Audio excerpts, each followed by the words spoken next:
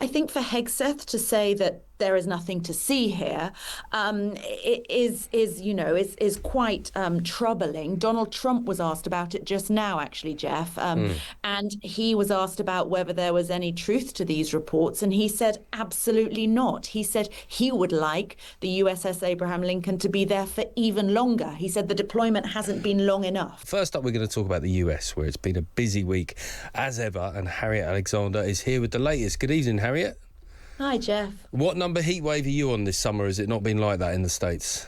Yeah, in New York, it's just constantly humid and muggy and very hot. So we're just rolling through it. We are very New Yorkian here. Now we're going to talk about Luigi Mangione. The 28-year-old accused of killing Brian Thompson has formally pled guilty in court today to shooting the United Health CEO. The admission comes as Mangione's attorneys reportedly meet with federal prosecutors to finalise a plea over the killing, a plea deal rather. The US attorney rejected this and said their office didn't have an agreement in place. He officially changed his plea to guilty on both charges. Outside of court, US attorney James McDonald delivered this message. Mangione attempted to send a public message through violence, but the message that emerges today is very different. Violence is not a legitimate instrument to promote any political or social message, and those who resort to violence in an effort to advance their beliefs will be prosecuted, convicted, and put in jail. Today, the Southern District of New York, together with our law enforcement partners, writes the final chapter of Mangione's federal prosecution. OK, so Harry, could you just unpack for us the technicalities as to why it's unfolded exactly in this way? Yeah, I mean, he said that it's the final chapter, but actually it's very far from being the final chapter. What has happened today, Geoff, is that in the federal case, Mangione changed his plea to say that he now pleaded guilty.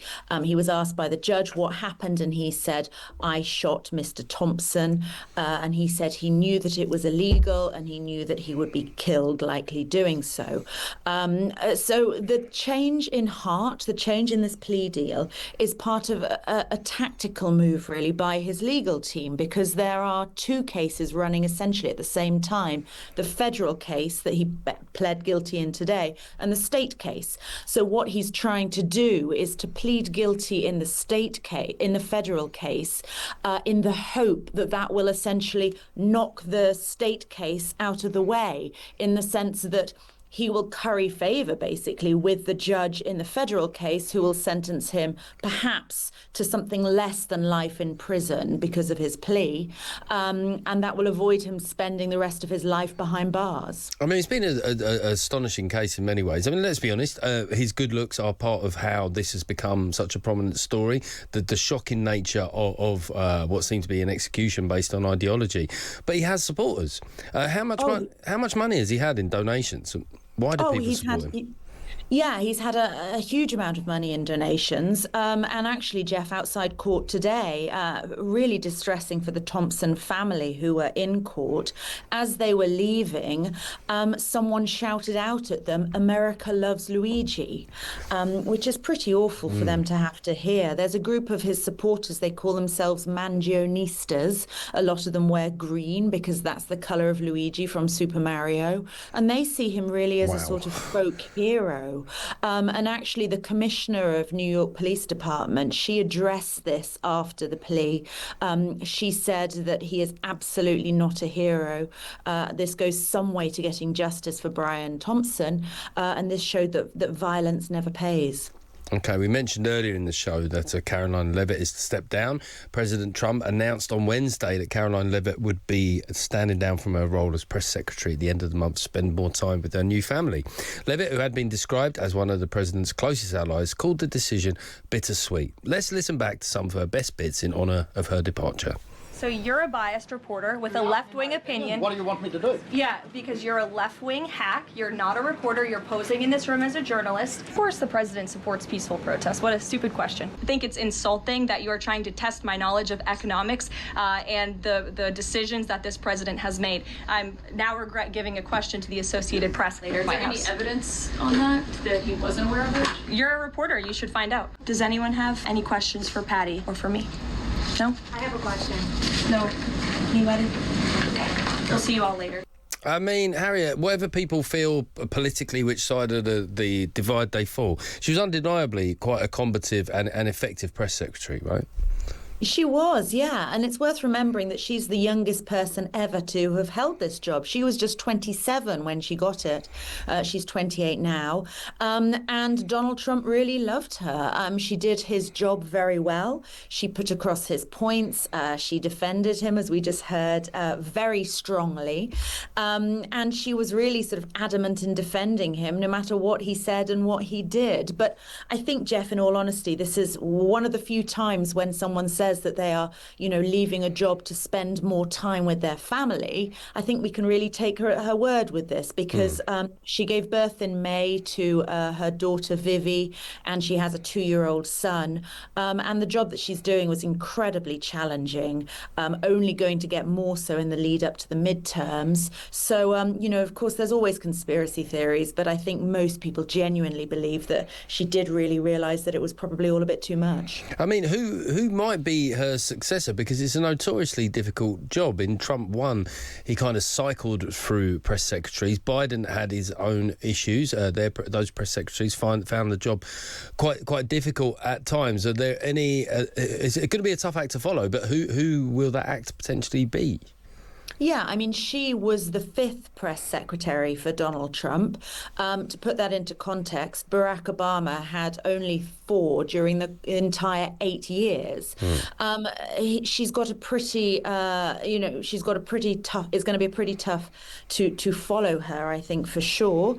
There are some names being bandied about. There's someone called Scott Jennings, who is a conservative commentator on CNN, which is quite a tough job as well.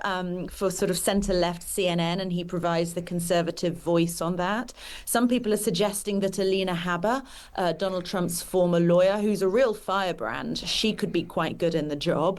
But it's going to be a very difficult job, especially because the president's policies are so unpopular in the run-up to the midterms. And, with the Iran war dragging on, they're only increasingly unpopular. So I would argue it's, one of the least enviable jobs in Washington. But that's where I know that I agree that she's exactly the kind of person that would want to spend more time with her new baby. But things are going to get very tough from here on in. This is already a fairly embattled administration. I mean, might that have just slightly tipped her over the edge? With many people, you could think yes, but actually, Geoff, with her, I think probably not. I mean, she was a real fighter. She was conservative to the core. She genuinely believed in a lot of what she was saying. She admired the president, and he really liked her.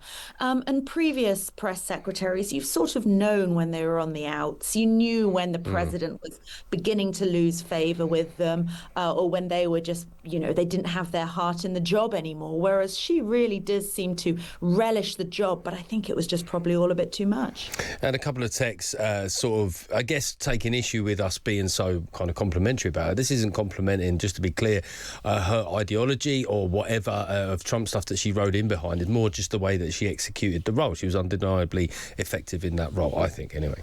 We're going to move on to Secretary of Defence Pete Hegseth, who's pushed back over reports that sailors on the USS Abraham Lincoln, which has been deployed in the Middle East for 250 days now, are living with food shortages, broken plumbing, and that there have been suicide attempts. Asked by reporters what he made of the accusations, Hegseth had this to say. Completely misrepresented. Listen, we make sure that every ship, every crew, every captain has everything we can provide them at every single moment. Some deployments are longer than others, and I have more respect and gratitude for those sailors than anybody. What they do in those high seas and those austere conditions with less port calls, it's incredible. I mean, Americans don't understand what it's like to do that. So as someone who's not been on a ship like that, but been on long deployments, I feel it. How credible are these reports, Harriet? Where are they coming from?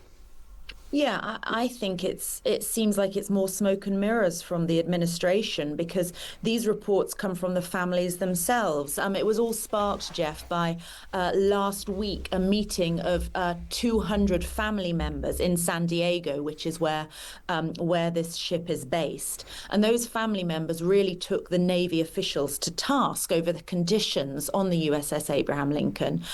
They were saying that their relatives were complaining about the food, saying they were getting really meager rations, things like dry cereal because there was no fresh milk. They were being given half a cup of rice and a few tortillas every day. They were complaining about some of the sanitary conditions. A local member of Congress wrote on social media that the ship's doctor had told him that unless they get to port soon, people are going to start losing their minds. And there were named relatives in this Military Times report who said that either their spouses had been stopped from throwing themselves overboard, or that they had witnessed and prevented someone from doing so. So I think for Hegseth to say that there is nothing to see here is quite troubling. Donald Trump was asked about it just now, actually, Geoff, and he was asked about whether there was any truth to these reports, and he said absolutely not. He said he would like the USS Abraham Lincoln to be there for even longer. He said the deployment hasn't been long enough. That'll be good for morale. That'll give everybody a boost.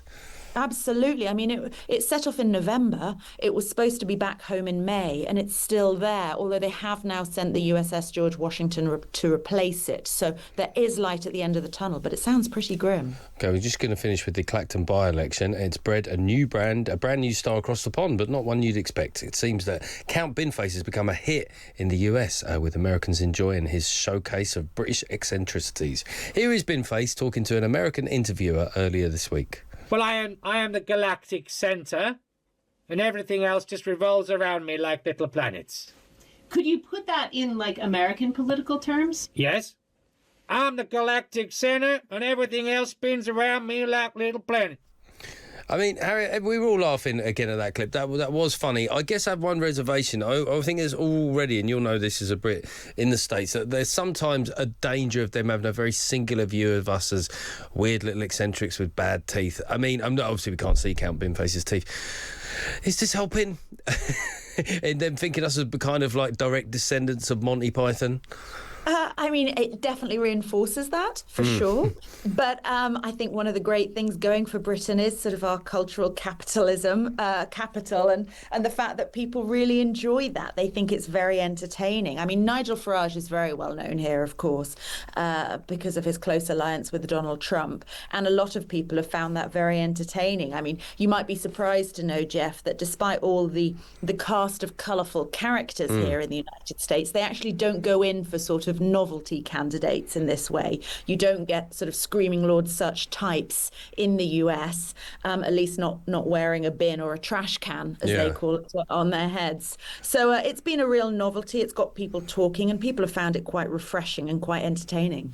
And you say that Farage is genuinely well known there. I wondered to what degree. I mean, we're not talking obviously household name, but is that more in Politico circles, or does it extend outside of that? I mean, Binface himself will tell you that Farage spends a lot of time in the United States. There was that photo, wasn't there, of Farage and Trump grinning and doing the thumbs up outside the Golden Elevator in Trump Tower. Farage is frequently at the Republican meetings. He's down at Mar-a-Lago. He makes it known that he mingles with Trump and his entourage. So, is he a household name? Probably not. But if you follow politics, if you're interested in Trump and international affairs, you've absolutely heard of Nigel Farage. Harriet Alexander, thanks again for coming on Friday Night with Norcott.